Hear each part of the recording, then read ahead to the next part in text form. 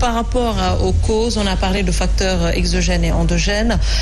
Est-ce qu'on allait pouvoir, ou bien est-ce qu'on serait là si on avait cette autosuffisance alimentaire dont on parle? Parce qu'on importe beaucoup, on exporte également. Alors, c'est quoi la cause de la hausse des denrées de première nécessité? Merci beaucoup. Merci Néné. Ça, c'est un domaine très vaste de l'agriculture. D'abord, ici, au Sénégal,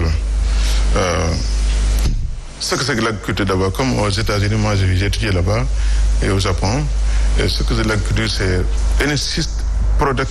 food production system, tout système de production alimentaire. C'est ça l'agriculture. Ça n'a pas été.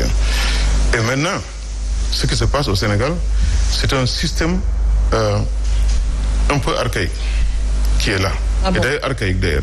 C'est pourquoi Néné est soucié un peu sur le plan des prix des denrées de première nécessité. Dans quel sens c'est archaïque? Dans le sens que nous ne cultivons pas ce que nous consommons. Il y a une orientation politique de l'agriculture qui doit être faite. Tous les Sénégalais consomment du riz au moins une fois par jour.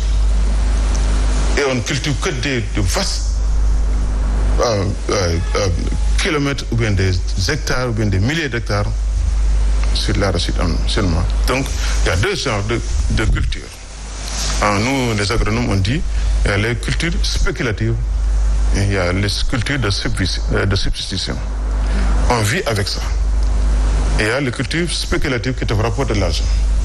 On a tendance à pomper les gens sur l'arachide, or qu'on peut cultiver du riz, même sur les plateaux sur lesquels on cultive l'arachide, on peut cultiver l'arachide. Du président de la République qui parlait de l'autosuffisance en riz.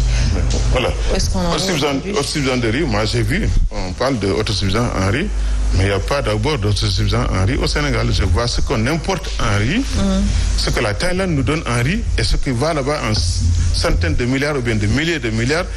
Pour celui qui nous nourrit, on peut dire qu'on n'est pas encore autosuffisant en riz. Ça, c'est de la théorie. C'est de la théorie. Sur la pratique, on doit faire beaucoup en agriculture et employer tous les jeunes là dans l'agriculture. Et nous avons les projets que nous avons définis qui pourront employer les jeunes dans toute l'agriculture en faisant trois choses: en biotechnologie et ensuite la maîtrise de l'eau et pour une réorientation, vraiment produire ce que nous consommons dans l'agriculture. Vous verrez que tous les denrées de première nécessité qui vous soucient vont coûter moins cher aux populations. Et c'est ce qui on aura atteint un degré vraiment de stabilité financière. Parce que vraiment, l'hémorragie de l'argent qui va vers la Thaïlande, ça me fait mal. C'est mon pays, hein. Je suis américain, hein. Je peux aller vivre là-bas, il y a toute ma famille là-bas. Mais ce que je veux dire, qu'on doit avoir un bon système agricole orienté sur l'autosuffisance alimentaire, en maîtrisant l'eau d'abord. On ne doit pas cultiver ici en tant que 3 mois seulement de pluie en moyenne pour le pays là, et tous les autres 9 mois, les terres restent ici non cultivées. Et on n'a pas atteint l'autosuffisance alimentaire. Ça n'a pas de sens. C'est pourquoi il faut qu'on maîtrise l'eau, qu'il y ait de l'eau pendant toute l'année et sur toutes les surfaces du Sénégal qui sont cultivées. C'est ce que je propose pour le moment pour qu'on atteigne l'autosuffisance alimentaire. Les 3 facteurs-là. Oui, Abdoulaye, par rapport aux denrées là. Oui, en fait, il a parfaitement raison parce qu'il y a eu un moment où on parlait du canal du Cayor au Sénégal. Il y a un moment où on parlait du programme de revitalisation justement des terres du Delta. Il y a eu énormément, en tout cas, de programmes depuis Abdou Diouf jusqu'à l'ère du président Macky Sall.